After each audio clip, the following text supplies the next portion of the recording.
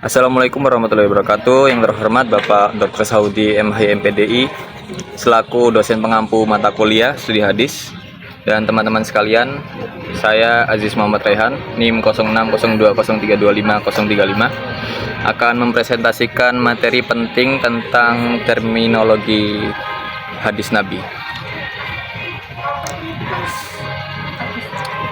Yang pertama, konsep dasar pengertian hadis. Kita mulai dengan konsep dasar secara ringkas. Hadis adalah sumber hukum Islam kedua setelah Al-Quran yang berfungsi sebagai penjelas dan pelengkap ajaran Islam. Secara etimologi bahasa, hadis berasal dari kata hadasa yang berarti sesuatu yang baru atau berita. Namun, secara terminologi atau istilah, hadis adalah segala ucapan, perbuatan, dan ketetapan Nabi Muhammad SAW yang diriwayatkan oleh para sahabat. Lalu, pembagian hadis, contohnya yaitu berdasarkan bentuknya, hadis terbagi menjadi 3 jenis yang semuanya bersandar pada Nabi. Yang pertama, ada hadis qauli, perkataan seperti sesungguhnya segala perbuatan itu tergantung pada niatnya, hadis riwayat Bukhari dan Muslim. Yang kedua, ada hadis fi'li atau perbuatan, seperti sabda Nabi tentang tata cara sholat, sholatlah kalian dengan cara sebagaimana kalian melihatku sholat, hadis riwayat Al-Bukhari. Yang ketiga, ada hadis takririyah atau ketetapan persetujuan, yaitu persetujuan Nabi terhadap ucapan atau perbuatan sahabat. Contohnya saat Nabi SAW tidak menyalah perbuatan sahabat yang mencium anaknya. Beliau hanya menasihati, barang siapa tidak mengasihi maka ia tidak akan dikasihi. Lalu konsep dasar sunnah. Selanjutnya kita bahas sunnah secara bahasa. Sunnah berarti jalan, cara, atau tradisi. Secara istilah, terdapat beberapa pandangan ulama. Menurut ahli hadis, muhaddisun, sunnah memiliki cakupan yang paling luas, mencakup semua yang berasal dari Nabi, termasuk ucapan, perbuatan, ketetapan, hingga sifat pribadi beliau. Lalu menurut ahli usul fiqh, sunnah dipandang sebagai dasar penting yang berfungsi sebagai penjelas dan pelengkap Al-Quran dalam menetapkan hukum syariat. Lalu menurut ahli fiqh, sunnah adalah segala sesuatu dari Nabi yang berhubungan dengan syariat Islam, hukum yang bersifat mandub atau mustahab.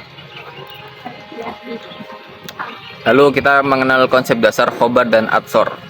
Di dalam ilmu hadis ada 2 istilah lain yang seringkali tumpang tindih, khobar dan atsor.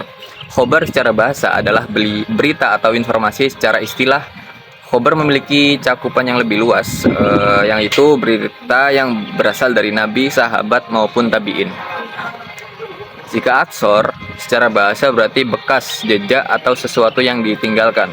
Dalam ilmu hadis, atsor sering diartikan secara khusus sebagai riwayat yang bersumber dari sahabat atau tabi'in. Selanjutnya, unsur-unsur hadis, sanad dan matan. Untuk memastikan keaslian hadis, ia harus terdiri dari 2 unsur utama, yaitu sanad dan matan. Pengertiannya sanad yaitu adalah mata rantai para periwayat hadis yang menghubungkan sampai ke matan hadis. Sebuah hadis yang valid harus memiliki sanad. Lalu matan itu seperti isi atau kandungan lafaz hadis itu sendiri. Matan adalah kalimat yang tertulis sesudah penulisan silsilah sanad. Perbedaan hadis nabawi, hadis qudsi, dan Al-Quran. Yang pertama, Al-Quran bersandarkan kepada Allah Subhanahu wa Ta'ala. Jika hadis disandarkan kepada Nabi dan kepada Allah. Jika hadis nabawi disandarkan kepada Nabi. Kesimpulan dari materi tersebut adalah sebagai penutup, pemahaman mendalam tentang terminologi hadis, unsur-unsurnya sanad dan matan, dan perbedaannya dengan hadis qudsi serta Al-Quran sangat diperlukan. Hal ini akan membantu kita dalam praktik keagamaan yang lebih akurat dan terarah, sehingga kita dapat lebih selektif dan bijak dalam menerima dan mengamalkan ajaran agama. Cukup sekian penjelasan dari saya. Kurang lebihnya mohon maaf. Assalamualaikum warahmatullahi wabarakatuh.